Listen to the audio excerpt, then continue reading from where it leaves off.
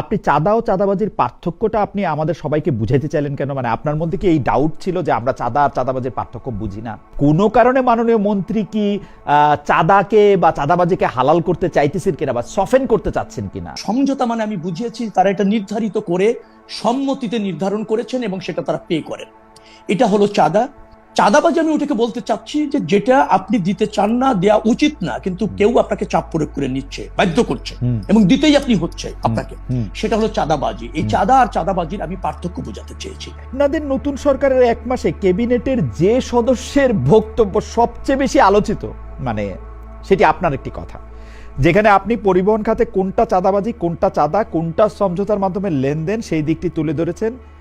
এরপর বেশ কিছু ক্যাবিনেট বৈঠকে নিশ্চয়ই আপনি ছিলেন। আপনার বক্তব্য নিয়ে সেখানে কোনো কথা হয়েছে কিনা, এই বক্তব্য নিয়ে প্রধানমন্ত্রী তারেক রহমান আপনাকে কিছু বলেছেন কিনা, বক্তব্য ঠিক আছে বা ঠিক নেই এমন কিছু আপনি শুনেছেন কিনা আপনার কলিগদের কাছ থেকে? আমি বিষয়টা আরেকটু পরিষ্কার করে বলি, মানে বাংলায় তো দুইটাই চাঁদা, কিন্তু ইংরেজিতে একটা হচ্ছে এক্সটর্শন, একটা হচ্ছে ডোনেশন, বা আপনি যেভাবে দেন।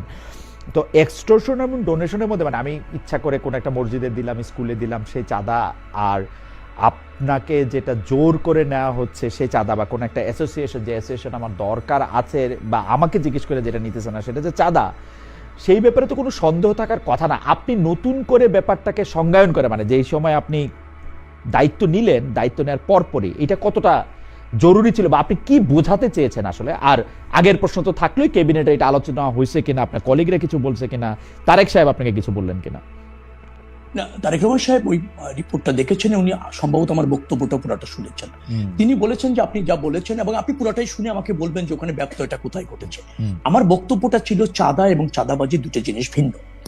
আমরা পরিবহন ক্ষেত্রে সবকিছুকে চাঁদাবাজি মনে করি, কিন্তু আমার কাছে মনে হয়েছে যে মালিকদের যে রেজিস্ট্রেশন করা সমিতি আছে এবং শ্রমিকদের কল্যাণের জন্য কিছু রেজিস্ট্রেশন করা সমিতি আছে, তারা একটা নির্ধারিত হারে চাঁদা কালেক্ট করে তাদের প্রয়োজনে তারা ব্যয় করে, এবং সেই কতটা স্বচ্ছতার সাথে ব্যয় করে আমি সেই বক্তব্যে বলেছিলাম সেখানে প্রশ্ন আছে। কিন্তু তারা এটা সমঝোতা মানে আমি বুঝিয়েছি তারা এটা নির্ধারিত করে সম্মতিতে নির্ধারণ করেছেন এবং সেটা তারা পে করেন। এটা হলো চাঁদা। সেই চাঁদাটা ধরেন আমাদের, আপনি যদি প্রেস ক্লাবের সদস্য হন, আপনি নিশ্চয়ই বার্ষিক চাঁদা দেন। আমি রিয়েল এস্টেট ব্যবসার সাথে জড়িত, আমি ধরেন বছরে রিহাবের চাঁদা দিই। আমি পার্টি তো নির্বাহী কমিটির সদস্য হলে একটা ছোট্ট অ্যামাউন্ট বছরে চাঁদা দিতে হয়, সেটা দিচ্ছি। আমি 3টি মসজিদ কমিটির সাথে জড়িত, আমি কিন্তু চাঁদা দিচ্ছি। আপনি যেটা বলছেন ডোনেশন এক জিনিস, আবার এই যে নির্ধারিত চাঁদা দেওয়া, এটাও কিন্তু আরেকটা প্র্যাকটিস, এবং এটা আছে আমাদের জায়গায়। চাঁদাবাজি আমি ওটাকে বলতে চাচ্ছি যে যেটা আপনি দিতে চান না, দেয়া উচিত না, কিন্তু কেউ আপনাকে চাপ প্রয়োগ করে নিচ্ছে, বাধ্য করছে এবং দিতেই আপনি হচ্ছে আপনাকে, সেটা হলো চাঁদাবাজি। এই চাঁদা আর চাঁদাবাজির আমি পার্থক্য বোঝাতে চেয়েছি। আমি দুটোকে এক করতে চাইনি এবং আমি বলিনি যে চাঁদাবাজি নাই। আমি বলেছি চাঁদাবাজি আছে এবং আমার ওই মন্ত্রণালয়ে কোনো সুযোগ নেই। আমরা এটা যেভাবে হোক দমন করব, নিয়ন্ত্রণ করব। যত্রতত্র চাঁদাবাজি পরিবহন খাতে চলবে না, এটা আমার সরকারের অঙ্গীকার, আমারও অঙ্গীকার। তো সেটাকে বলা হয়েছে যে আমি চাঁদাবাজি আর সমঝোতাটাকে বলেছি যেটা চাঁদাবাজি না, সমঝোতা না। আমি চাঁদাকে বলেছি নির্ধারণ করা হয় আলোচনা সাপেক্ষে। রবিল ভাই, আপনি যোগাযোগের একজন ছাত্র, শুধু যোগাযোগের ছাত্র না, আপনি একজন খুব ভালো কমিউনিকেটরও বটে। তো আপনি সিমেন্টিক্সের ব্যাপারগুলি জানেন, যে সিমেন্টিক্যাল মানেগুলি কিরকম ভাবে হয়। আপনি চাঁদা ও চাঁদাবাজির পার্থক্যটা আপনি আমাদের সবাইকে বুঝাইতে চাইলেন কেন? মানে আপনার মধ্যে কি এই ডাউট ছিল যে আমরা চাঁদা আর চাঁদাবাজির পার্থক্য বুঝি না?